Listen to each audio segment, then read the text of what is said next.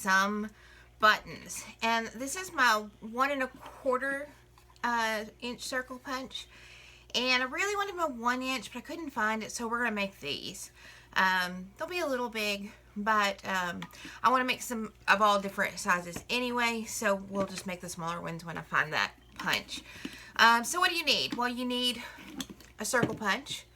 You need a hole punch. Now, this one makes a much smaller hole than regular, but if all you have is a regular hole punch and you're using a larger one, it would actually balance out. So that's fun.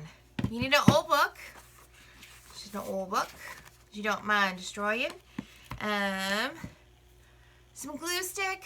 Of course, I'm always using Avery. And then optional, your distress vintage photo ink and a brush. All right, so I'm just gonna shut up and make some and leave the camera running while I do it.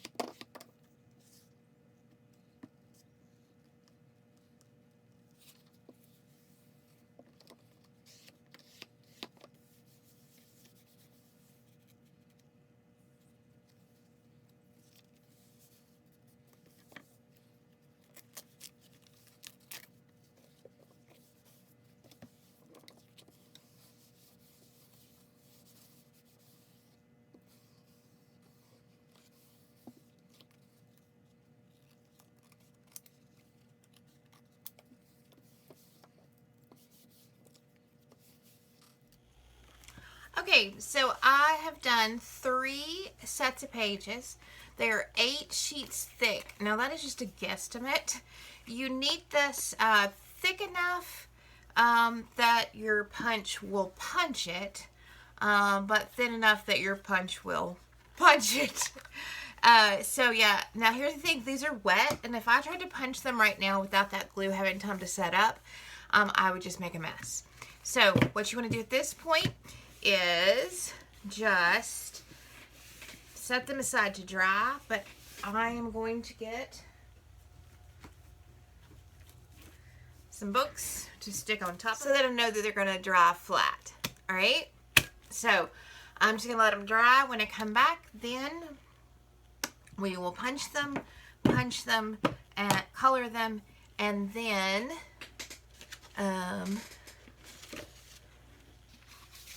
seal them. All right, so be back. Y'all, I've been sitting here going thinking I was recording and I never hit record. My camera went dark and I thought, why is my camera gone dark? It never goes dark. Maybe because I didn't hit record. Okay, so what have you missed? Alright, so these are all dry now and you can see they're pretty sturdy. I took my hole punch and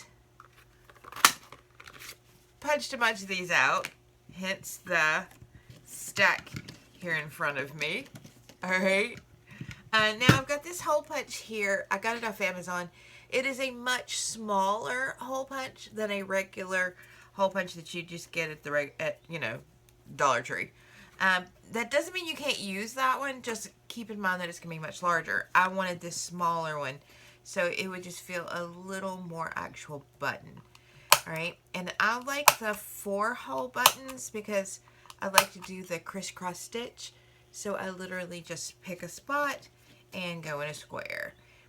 Is it perfect? Nope. Is it perfectly centered? Nope. Do I mind? Nope. So, let's just finish punching these.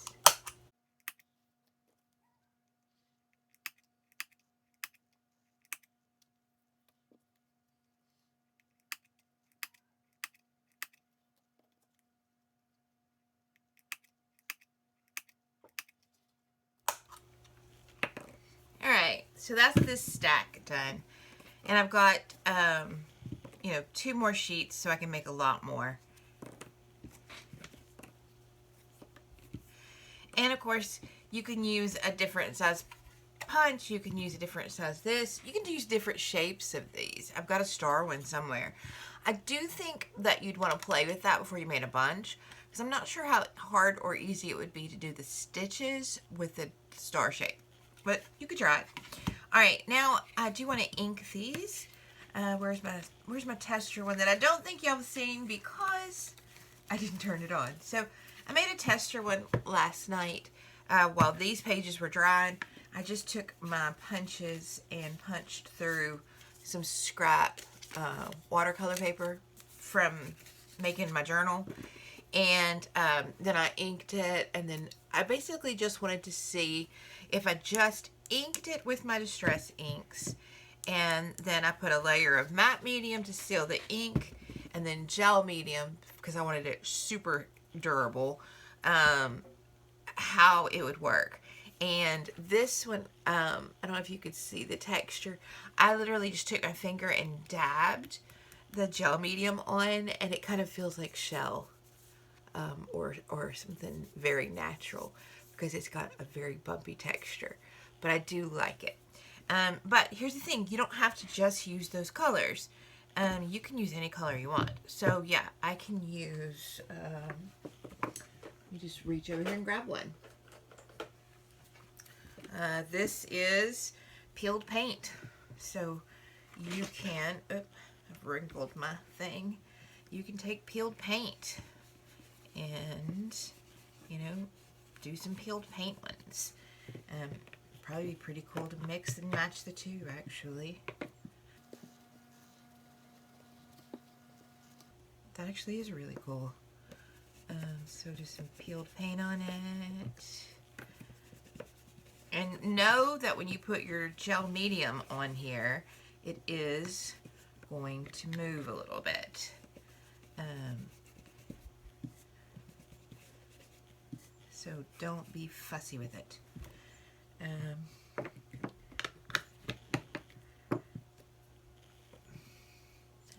just going to put a little extra on there just so that it doesn't completely disappear when I do my gel medium.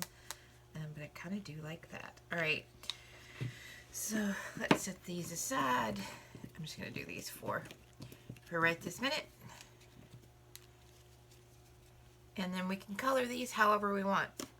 Alright, but let's just take these and then let's grab the black because I want them to have some dimension on their edge.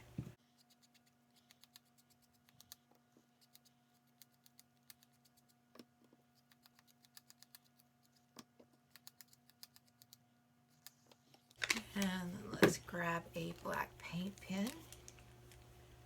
Actually, I need one with a bigger tip than that. How about this one? Because I want to do the circles. All right, and so I don't know if you can see this because my hand's probably in the way, but what I'm doing with this is I've got this big tip, right, and I'm sticking it in the hole. It's easier to do if I've got it down on the mat. So that, and then run it around the edge of the hole. Because I just really just want to highlight those holes. And if you do it while it's still wet, you can blend it out a little bit. But I do want to highlight my holes, my buttonholes.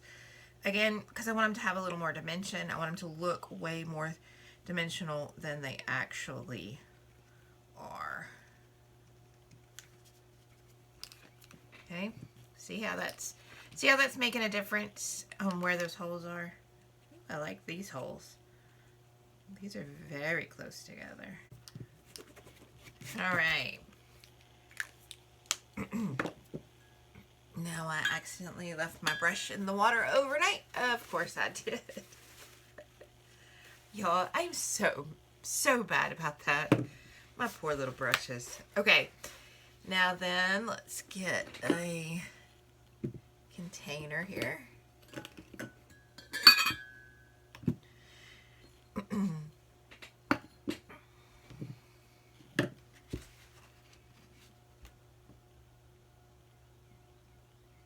I have no idea what that red is, so it may reactivate. Y'all know I am. If it does, we'll just have some red on them. Alright, let's put this little darling up and set all these aside. And let's just paint them. Now, it's gonna move. Like, it's gonna move. Everything on here is wet, and I'm adding wet, and all the distress inks and all that are water reactive anyway. But they should only move this one time, right? So get a good coat on there.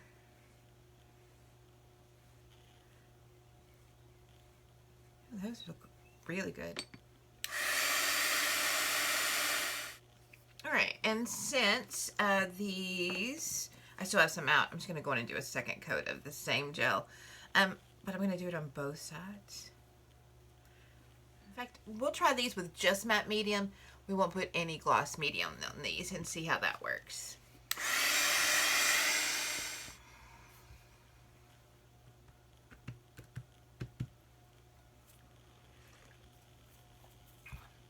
Alright, I feel like they look a little dark and a little dirty.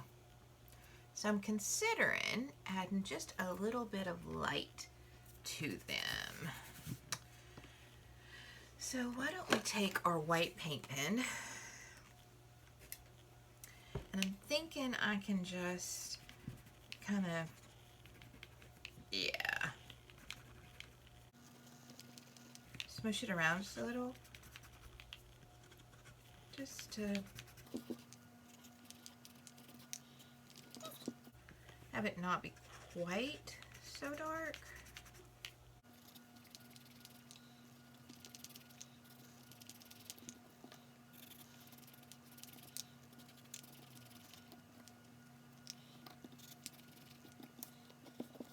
And now I think I want to come back in with some more color, but I want a permanent color. So let's grab these. And I really was liking that green, so let's get a really light green and do the same thing. So this is leaf green, okay? Am I in? Yeah. And they're dry. Let me move my coffee. And just on some of these places that feel really white, because I want it to feel light, but not necessarily white. I'm just going to come in with some of that green. And while I do like it, now I feel it's too green. Isn't this like just the way it goes? That's okay because I already had the idea that when I got through to tone that down a little bit, but without darkening it, that I'd come in with some yellow. So I've got a yellow in there that I'm going to come in with. This is, I mean, you have to remember, this is just like tiny artworks, and you can do anything you want to them. And you can go, that's a really white. You can go as crazy as you want with these, just like anything else. And I do like that. I do like that. Y'all know I do. I can do this stage, the push-pull of light, dark, warm, cool, bright. You know, I can do that all day long. You know I can. Obviously, even if it's on a teeny tiny little button. Oh yeah, see, that just warmed that right up. I like it.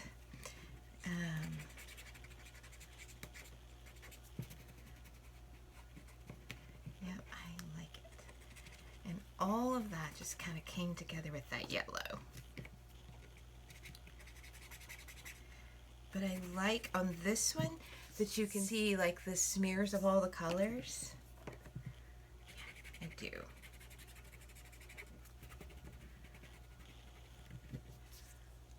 Okay, so there are those. And you can see they look very different from the tester one that I did. The tester one that I did with just the vintage photo and matte medium. On watercolor, remember he's on watercolor, so he doesn't even have text. So the reason I kind of wanted to play with these is to show you that, you know, how you make these is completely up to you. Hang on.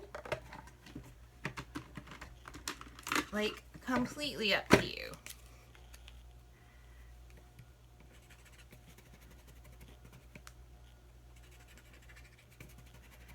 Oh, I forgot these aren't sealed. Oh, these aren't sealed. Okay, so when I put the pin on the others, they had been sealed once.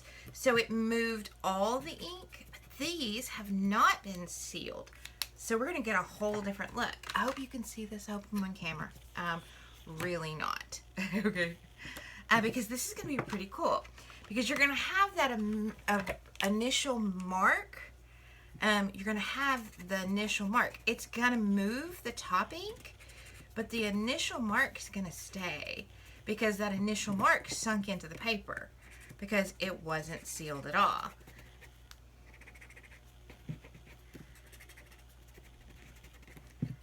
So these are going to have a much different look than those, and I like it.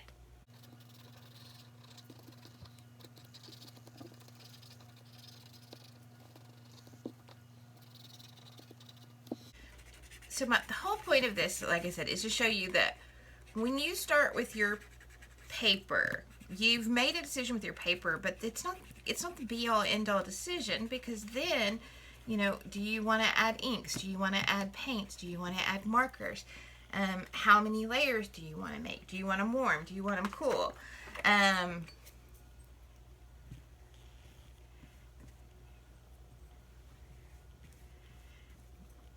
Do you want to use something that's water reactive, something that's not water reactive? Yeah, I mean, there's so many choices you get to make while you're making these. It's ridiculous and fun. So on a day that maybe you want to make art, but you also don't want to make art, you know what I mean? Make buttons. Just make buttons.